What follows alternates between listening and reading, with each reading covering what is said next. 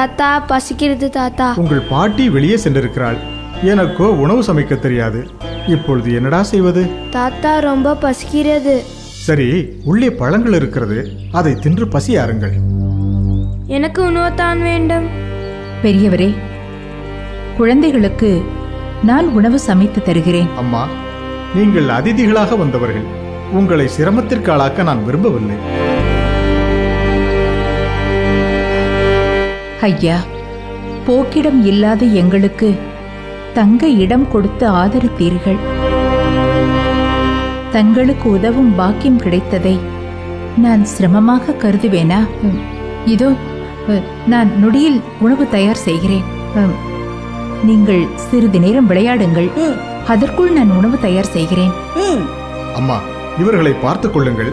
நான் போய் இவர்கள் பாட்டியை அழைத்து வருகிறேன். போய் விளையாடுங்கள்.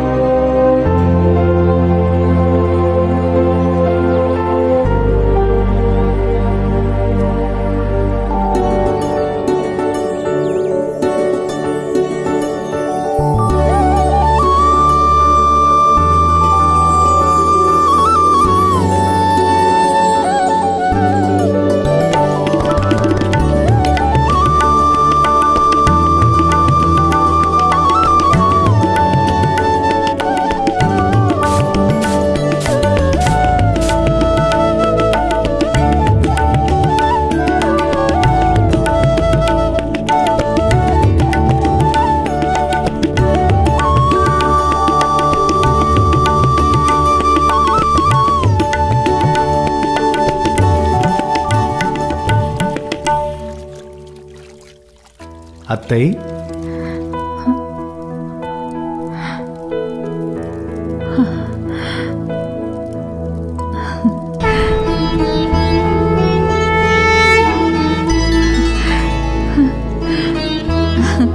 கிருஷ்ணா,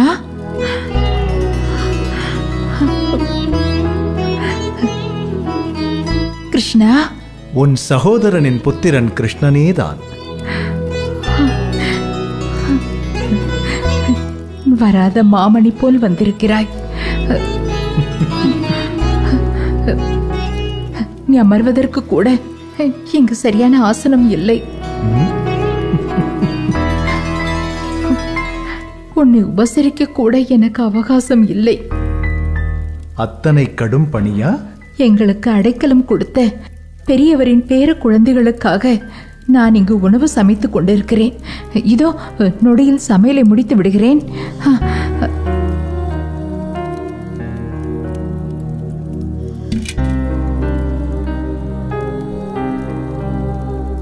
என் அண்ணன் வசுதேவர் எப்படி இருக்கிறார்? அரசன் குந்தி போஜன் உன்னை தத்தெடுத்த பிறகும் என் தந்தையின் நினைவு உனக்கு இருக்கிறதா அத்தை?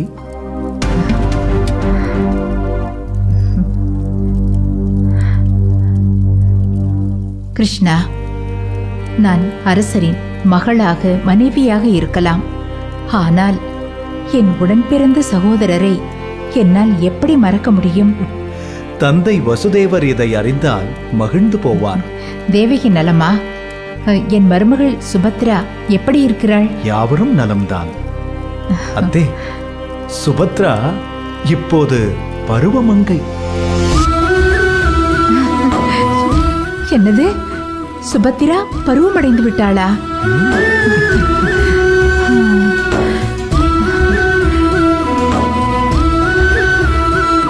கிருஷ்ணா, உன் திடீர் வருகைக்கு காரணம்? பாஞ்சால தேச சுயம்பரத்திற்கு நானும் அண்ணன் பலராமனும் வந்தோம். பலராமன் ஏன் இங்கு வரவில்லை? ஜராசந்தனும் சிசுபாலனும் எங்கள் மீது கடும் கோபத்தில் இருந்தார்கள். ஆகவே அவர்கள் போர் தொடுத்தாலும் தொடுக்கலாம் என்ற எண்ணத்தில் நாட்டை காக்க விரைந்து விட்டார். கிருஷ்ணா, யசோதை எப்படி இருக்கிறாள்? நலம்தான். அத்தையை காண ஓடோடி வந்திருக்கிறேன். உன் மருமகனுக்கு ஒரு வாய் தண்ணீர் தரமாட்டாயா? இதோ.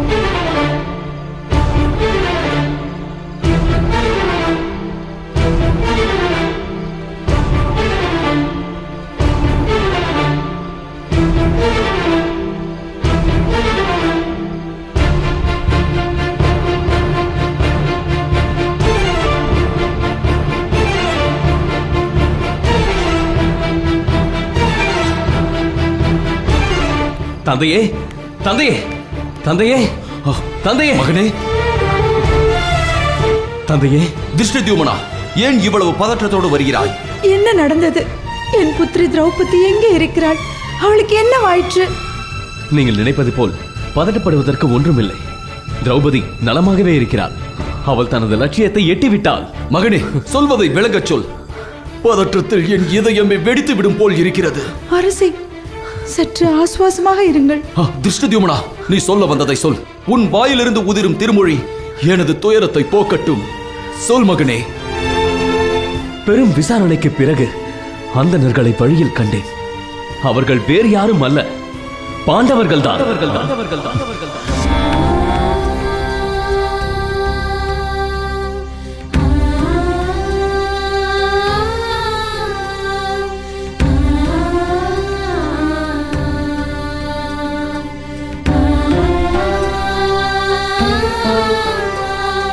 திருஷ்டத்யும்னா, நீ கூறுவது உண்மைதானா? சத்தியமான உண்மை. சுயம்வரத்தில் திரௌபதியை வென்றது அர்ஜுனன் தான்.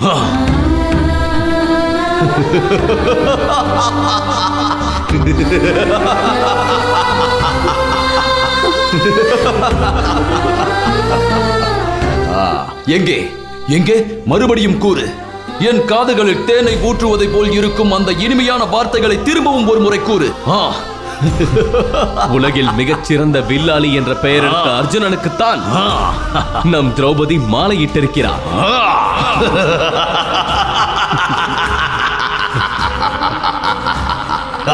எங்கே எங்கே மறுபடியும் கூறு. என் காதுகளில் தேனை ஊற்றுவதை போல் இருக்கும் அந்த இனிமையான வார்த்தைகளை திரும்பவும் ஒரு முறை கூறு. உலகில் மிகச் சிறந்த வில்லாளி என்ற பெயர் எடுத்த அர்ஜுனனுக்குத்தான் நம் திரௌபதி மாலையிட்டிருக்கிறார்.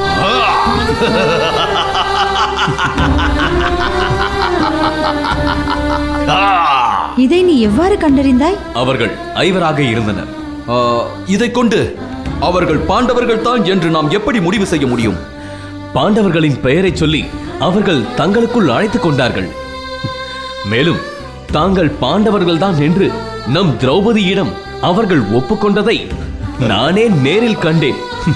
என் காது குளிர கேட்டேன்.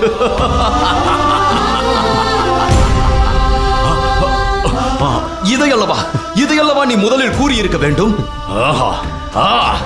இன்றுதான் எனது வாழ்நாளின் லட்சியம் ஈடேறியது.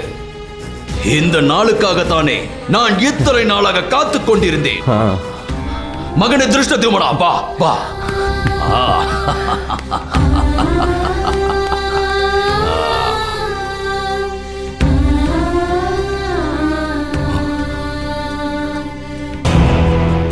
எங்கே என் மகள்? எங்கே என் மருமகன் அர்ஜுனன்? எங்கே அந்த பாண்டவர்கள்? எங்கேயடா என் மகளும் மருமகனும்? ஏன் அவர்களை நீ அழைக்கவில்லையா? இல்லை, அவர்கள் வரவில்லையா? பாஞ்சாலியை சுயமரத்தில் வென்றது அர்ஜுனன் தான் என்று அறிந்ததும் எனக்கு ஒரு கணம் மகிழ்ச்சியில் எதுவும் புரியவில்லை தந்தையே. முதலில் இதை தங்களுக்கு தெரியப்படுத்த வேண்டும் என்றுதான் தோன்றியது.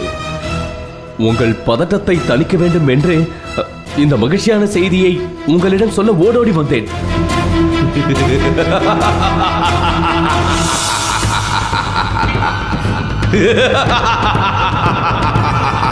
இருண்டு கிடக்கும் இந்த பாஞ்சால தேசமே ஒளி வெள்ளத்தால் நிரம்பி வழியட்டும், நிரம்பி வழியட்டும்.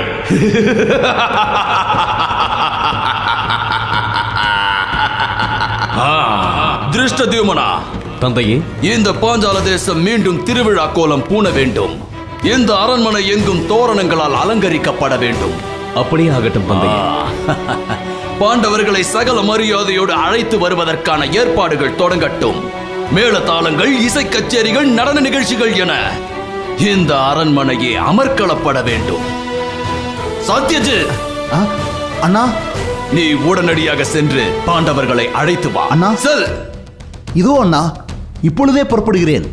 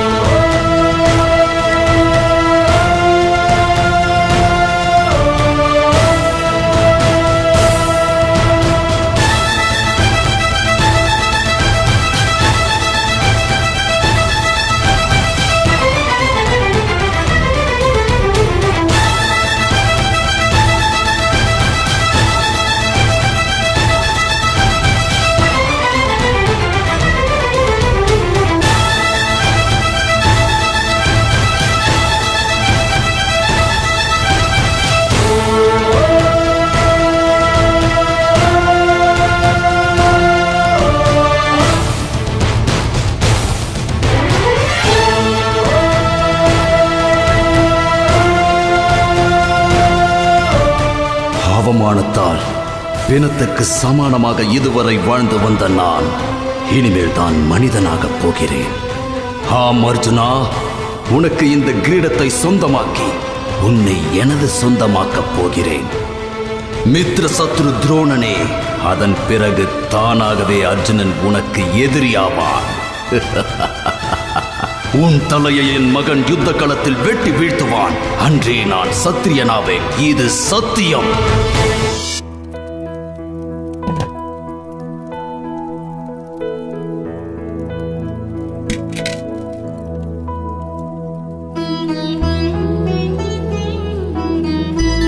அத்தே, என் மருமகன்கள் எங்கே? அவர்கள் யாசகம் பெற சென்றிருக்கிறார்கள். பாண்டுவின் புத்திரர்களுக்கா இந்த நிலை?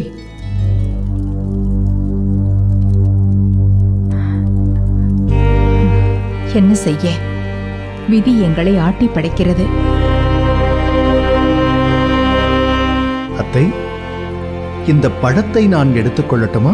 தாராளமாக எடுத்துக்கொள். பெரியவரின் பேரக் குழந்தைகள் 3 வெளியே விளையாடுகிறார்கள். இருப்பதோ 2 பழம்தான். இப்போது என்ன செய்வது? அனைவரும் பகிர்ந்து கொள்ளுங்கள்.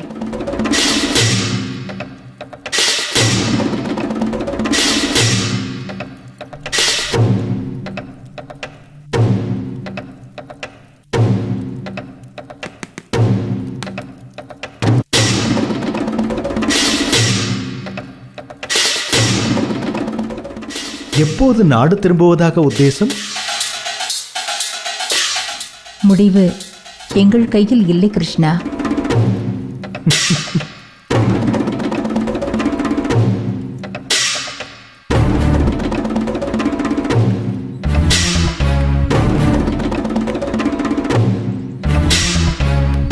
குழந்தைகளே,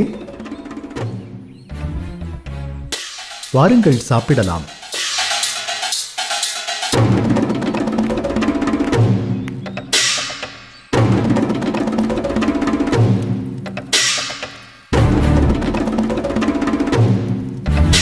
அத்தே, 2 பலகாரங்கள் இருக்கின்றன. நாங்கள் மொத்தம் 4 பேர். எப்படி உண்பதாம்?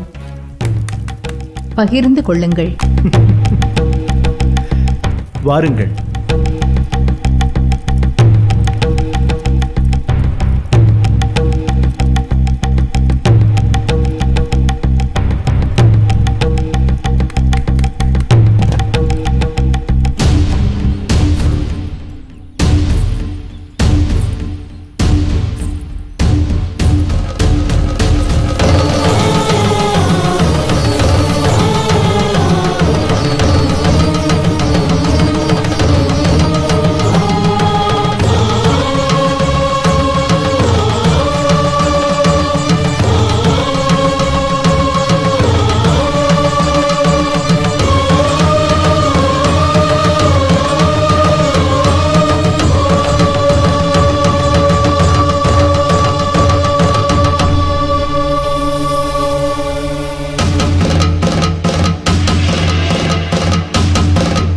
அம்மா, கண்ணியை பரிசாக கொண்டு வந்திருக்கிறோம். கண்ணியை பரிசாக கொண்டு வந்திருக்கிறோம். கனியை பகிர்ந்து கொள்ளுங்கள். கனியை பகிர்ந்து கொள்ளுங்கள்.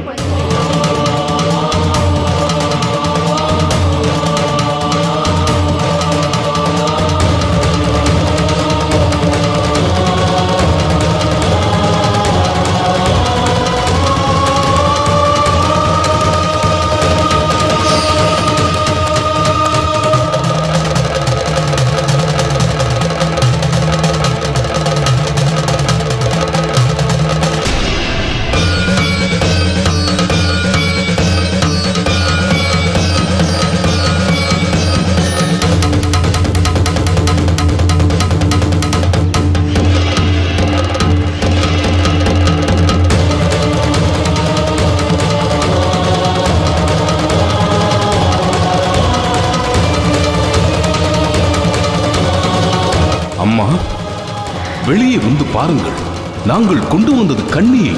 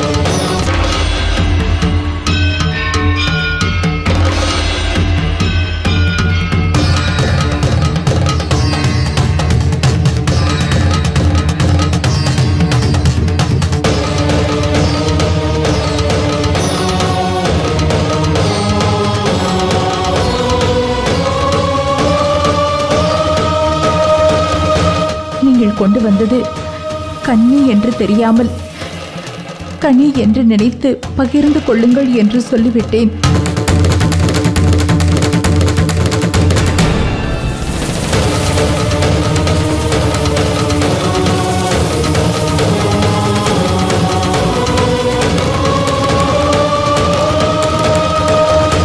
நீங்கள் எக்காரணத்தை முன்னிட்டும் தாயின் வாக்கை மீற மாட்டீர்கள் என்பது எனக்கு தெரியும்.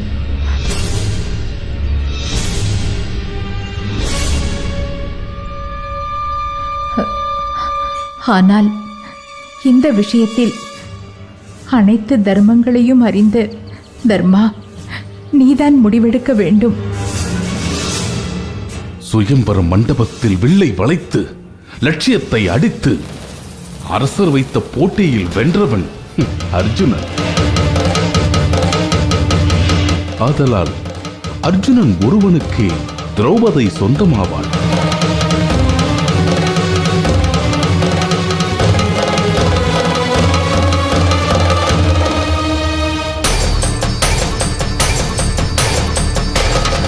அண்ணா, மூத்தவராகிய நீங்களும் பீமண்ணாவும் இருக்க இளையவனாகிய நான் சாஸ்திர முறைப்படி திருமணம் செய்வது என்பது பாவகாரியமாகும்.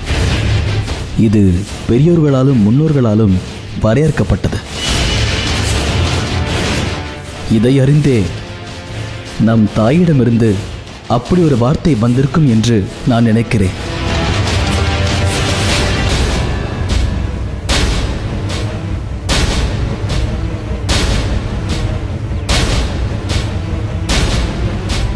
அண்ணன் இருக்கும்போது நான் இடும்பியை திருமணம் செய்து கொள்ளவில்லையா?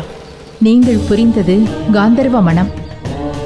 அது மட்டுமல்ல, இடும்பி உன்னை விரும்பினாள்.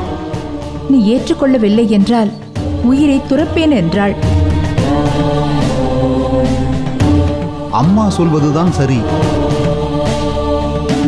உங்கள் விஷயம் வேறு, திரௌபதி விஷயம் வேறு. விரும்பி சேர்ந்த பெண்ணை போட்டியில் வெற்றி பெற்று அடைந்த பெண்ணுடன் ஒப்பிட முடியாது. சகாதேவன் சொல்வதுதான் சரி என்று எனக்கும் தோன்றுகிறது. இருந்தாலும் இந்த குழப்பம் என்னால் தோன்றியது என்பதால் இந்த விஷயத்தில் தர்மா, நீதான் முடிவெடுக்க வேண்டும். பிள்ளைகள் விஷயத்தில் ஒரு தாயானவள் எப்பொழுதும் நல்ல வார்த்தைகளை உதிர்ப்பாள் என்று சாஸ்திரம் சொல்கிறது. ஆதலால் எந்த நிலையிலும் தாயின் வார்த்தையை தலைமேல் கொண்டு காப்பதுதான் பிள்ளைகளின் தர்மமாகும். இந்த அர்ஜுனனால் வென்றெடுக்கப்பட்ட திரௌபதி நம் ஐவருக்கும் சொந்தமானவள். இதுவே என் முடிவு.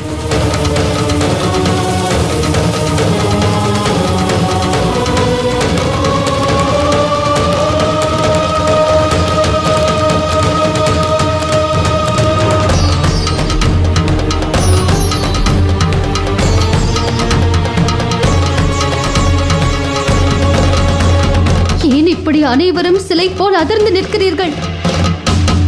என்னை ஐவரும் பகிர்ந்து கொள்ளுங்கள் என்று சொன்னார்களே, அதற்கு ஏன் நீங்கள் யாரும் மறுப்பு தெரிவிக்கவில்லை? எங்களின் தாயின் வாயிலிருந்து உதிரும் ஒவ்வொரு சொல்லும் சொல்லல்ல, அது சத்தியம், அது தர்மம், அதுதான் எங்களுக்கு வேத வாக்கு. அது அவர்கள் தெரியாமல் சொன்னதல்லவா? அவர்கள் தெரிந்து சொன்னார்களோ இல்லை தெரியாமல் சொன்னார்களோ எங்களுக்கு தெரியாது. அவர்கள் ஒரு முறை சொல்லிவிட்டால் அதை எங்களால் மாற்ற இயலாது.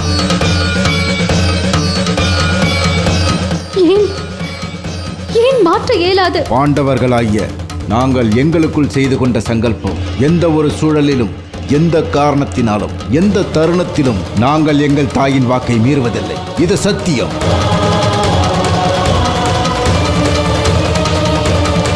எங்கள் தாயின் வாக்கு எங்கள் உயிருக்கும் மேலானது.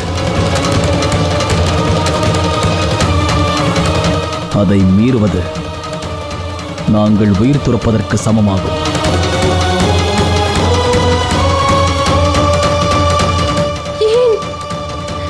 ஏன் இப்படி ஒரு சங்கல்பம் கொண்டீர்கள்? நாங்கள் காட்டிலே தந்தையை பறிகொடுத்தோம். யாருமற்ற அனாதைகளாக நாங்கள் அத்தினாபுரத்தின் அரண்மனை வாயிலில் நின்றோம். அன்று எங்களில் ஒற்றுமையே எங்களுக்கு பலமாக இருந்தது. அன்றுதான் எங்கள் தாய் இப்படி ஒரு சத்தியத்தை எங்களிடம் பெற்றார்கள்.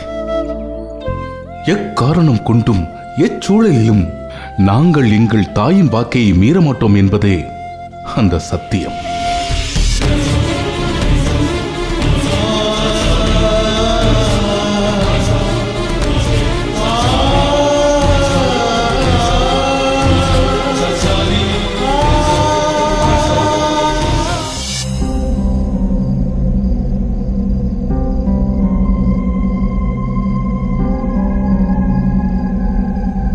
பாஞ்சால நாடு இனி அத்தினாபுரத்தின் நட்பு நாடாகிவிட்டது.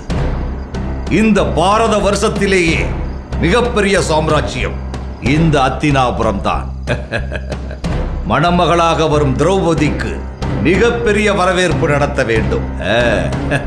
இந்த நிகழ்வு சரித்திரத்தில் என்றும் நீங்காத நிகழ்வாக இருக்க வேண்டும். திரௌபதியை மணமுடிக்கும் துரியோதனனுக்கு உடனடியாக பட்டாபிஷேகம் செய்து இந்த அத்தினாபுரத்தை பரிசாக தர வேண்டும். அப்படியே ஆகட்டும் அரசே. அத்தினாபுர சக்கரவர்த்திக்கு வணக்கங்கள். அடியேன் பாஞ்சால தேசத்திலிருந்து தூதுவன் வந்திருக்கிறேன். தூதுவனா? பாஞ்சால தேசத்தில் இருந்தா? என் மகன் துரியோதனன் சுயம்வரத்தில் வெற்றி பெற்று விட்டான் தானே? அரசர் என்னை மன்னிக்க வேண்டும்.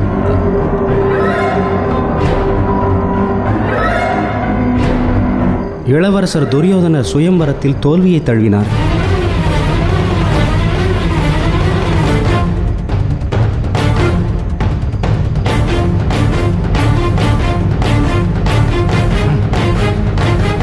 என்ன சொன்னாய்? ஆம் அரசே. என்ன சொன்னாய்? துரியோதனர் தோல்வியை தழுவினார். அப்படி என்றால் துச்சாதனன் வெற்றி பெற்று விட்டான் தானே? இல்லை அரசே, அவரும் படுதோல்வியை தழுவினார். சுயம்வர வில்லை தூக்க முடியாமல் இளவரசர் துச்சாதனர் தடுமாறி நின்று விட்டார். அவையே சிரித்தது.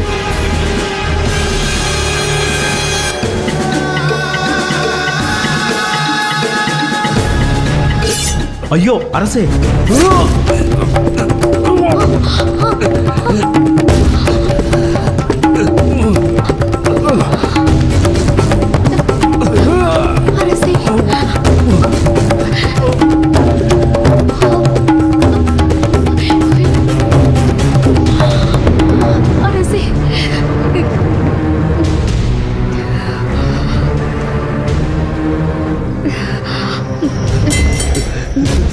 ஐயோ, தூதுவனை கொன்று விட்டேனே.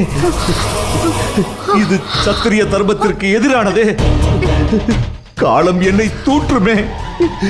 ஐயோ, நான் என்ன செய்வேன்? ஐயோ.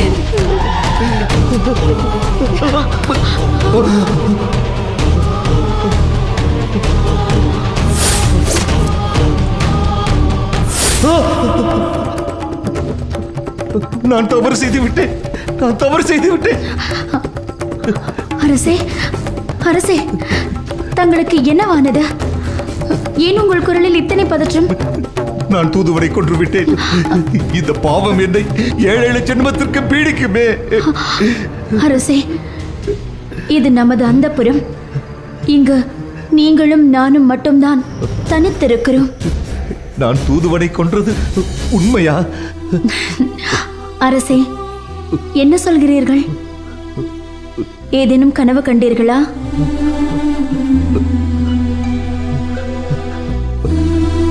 அப்படித்தான் போல் இருக்கிறது.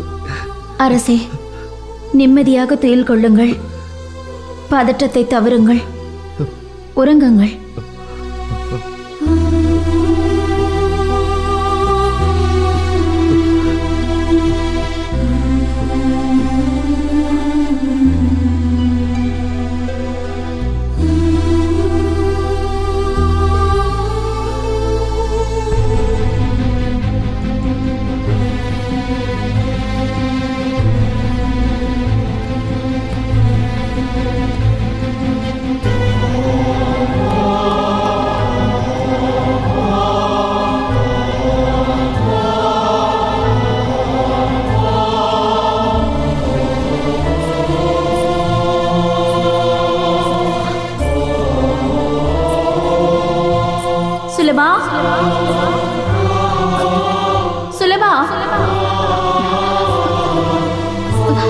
சுலபா,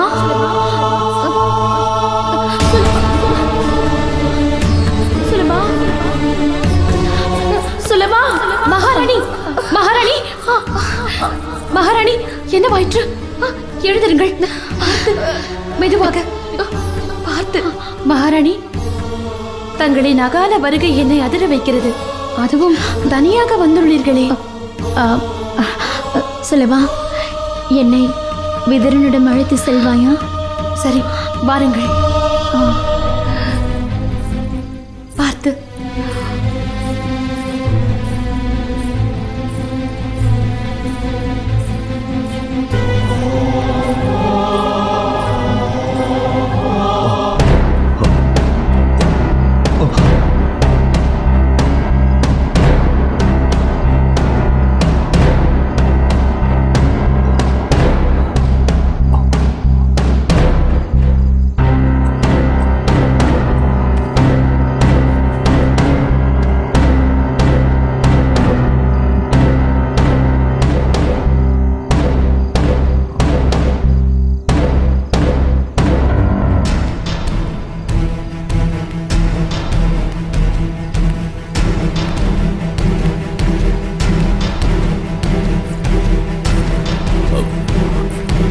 வாருங்கள் அன்னை, தங்களை இந்நேரத்தில் நான் எதிர்பார்க்கவில்லை. விதுரா, அரசர் படும் பாட்டை என்னால் சகிக்க முடியவில்லை. சுயம்வரத்தின் முடிவுதான் என்ன, அதை தெரிந்து கொள்ளவே நான் இங்கு வந்தேன். அன்னை, நிச்சயம் நமக்கு வெற்றியே கிட்டும். விதுரா, விதுரா, விதுரா, விதுரா, விதுரா, விதுரா. விதுரா, அரசர் படும் பாட்டை என்னால் சகிக்க முடியவில்லை. சுயம்வரத்தின் முடிவுதான் என்ன, அதை தெரிந்து கொள்ளவே நான் இங்கு வந்தேன். அன்னை, நிச்சயம் நமக்கு வெற்றியே கிட்டும். விதுரா, விதுரா, விதுரா, விதுரா. அண்ணா, தாங்களும் வந்து விட்டீர்களா? வாருங்கள்.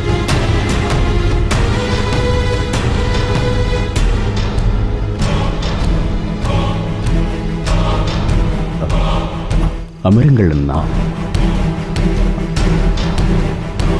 கூறுங்கள் அண்ணா.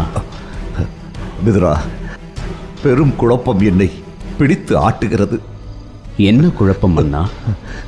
அரசாளும் மன்னனாக, பிள்ளைகளின் தந்தையாக, மனசாட்சி உள்ள மனிதனாக என் மனம் மாறு வேடம் போட்டு அலைகிறது. அந்த வேடங்கள் ஒன்றோடு ஒன்று மோதும் போது குழப்பமே எஞ்சி நிற்கிறது. அண்ணா, உங்கள் மனநிலையை என்னால் உணர முடிகிறது. என் மனதில் எழும் குழப்பங்களை வரையறுக்க முடியாது. அது கடலில் எழும் அலைகளைப் போல் ஓயாமல் எழும்பிக் கொண்டே இருக்கிறது. மனம் என்னும் சமுத்திரத்தில் எழும் அந்த அலைகள் என்னையே உள்ளே இழுத்து சென்று விடுமோ என்று அஞ்சுகிறேன். வேண்டாம் அண்ணா, அச்சம்தான் சத்திரியனின் சத்ரு. அச்சம்தான் ஆன்மாவை அழிக்கும் ஆயுதம். அச்சம்தான் அழிவின் ஆரம்ப புள்ளி.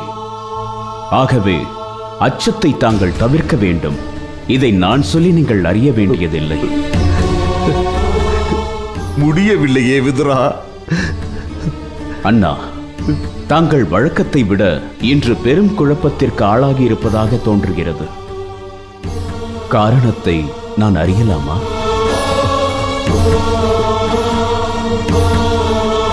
சுயம்பரத்திற்கு சென்ற நம் புத்திரர்கள் வென்றார்களா? வெற்றியோடு திரும்பி வருவார்களா? இல்லை, முன்னர் துருபதனிடம் தோற்று திரும்பியதைப் போல் திரும்புவார்களா என்ற கவலையில் ஆழ்ந்து கிடக்கிறது என் மனம். ஆம் விதுரா, துரியோதனன் சுயம்பரம் சென்றது முதல் அரசர் சரியாக ஊன் உண்ணுவதில்லை, உறங்கவில்லை, நிலையற்று தவிக்கிறார். அண்ணா, ஏன் உங்களுக்கு இத்தனை கலக்கம்? கலக்கம் கொள்ளாமல் எப்படி இருப்பது? நீயே சொல் விதுரா. துருபதனின் புத்திரி திரௌபதி இந்த அத்தினாபுரத்தின் மருமகளாக வருவாள் அல்லவா? நிச்சயம் வருவாள் அரசே. இந்த இந்த ஒரு வார்த்தை போதும் விதுரா, நான் நிம்மதியாக உறங்குவேன்.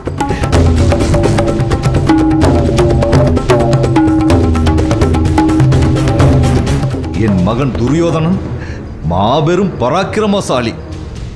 அவனோடு மோதும் பலமுள்ளவன் பீமன் ஒருவனே.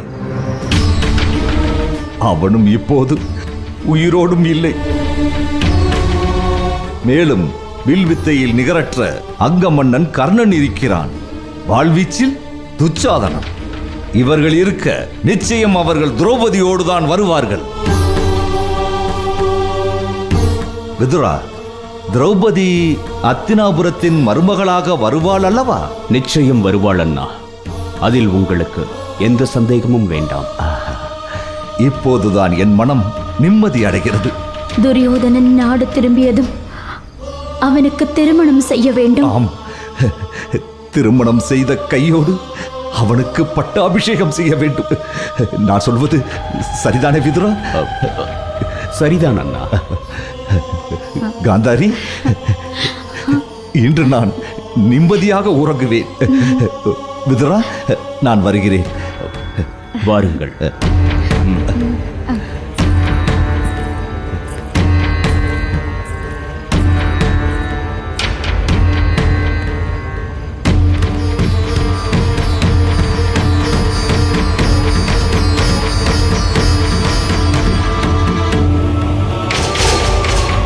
திரௌபதி நிச்சயம் ஹத்தினாபுரத்தின் மருமகளாக வருவாள்.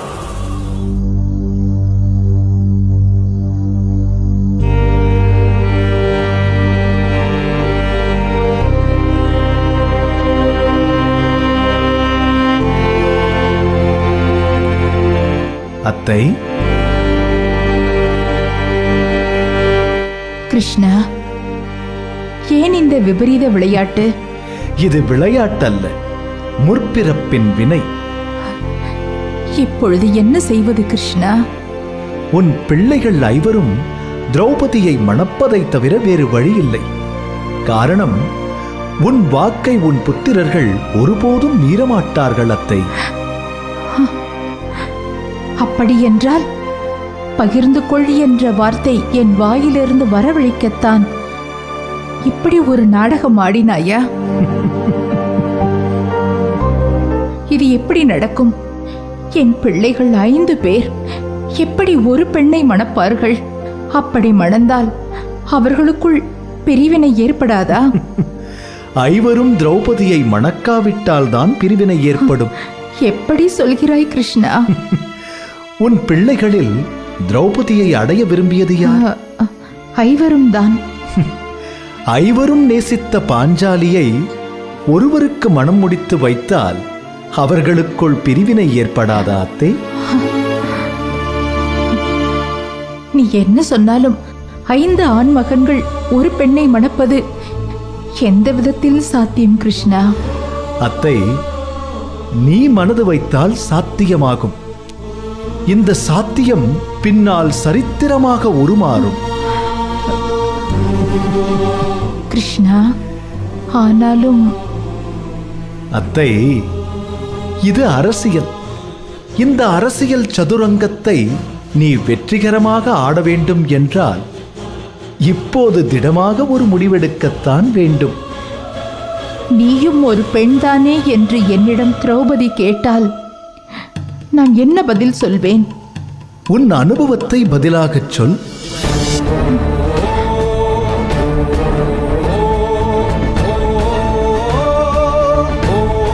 நீ கற்ற அரசியல் பாடத்தை பதிலாகச் சொல்.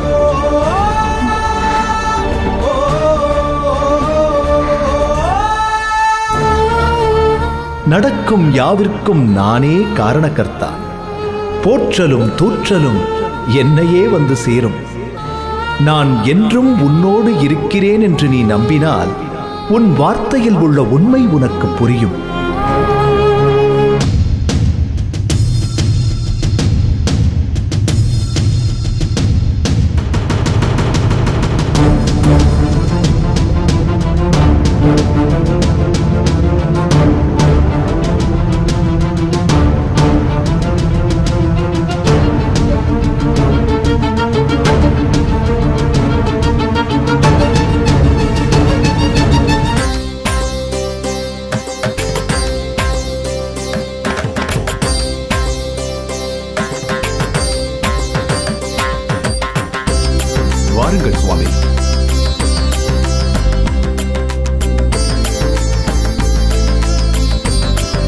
வாருங்கள்